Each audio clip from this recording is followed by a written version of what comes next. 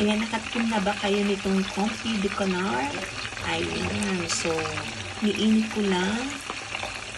Ayan, duck siya, guys. Ayan, masarap na i-partner sa salad. Ayan. Okay, ayan na. Luto na yung ating Comfy de Canard. Yummy, yummy! Okay, let's eat. Ito yung na-miss ko, yung kumain sa aming veranda. Ayan, ang aming salad. And of course, ang ating canard, ang ating duck. Wak, wak. And then, with potato side dish.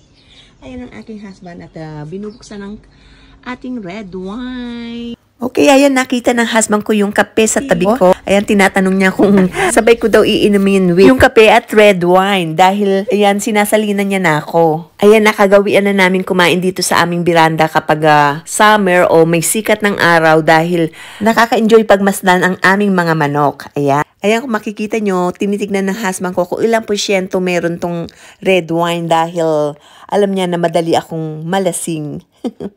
Okay, umpisa na natin. Ayan yung ating canard. Ayan, tikman na natin with salad. Ayan yung salad ko is may tomato, avocado, and then meron din siyang endive. Ayan, so tikman na natin. Ayan yung ating avocado. Ayan, oh, tingnan nyo naman. At talagang hinog na hinog.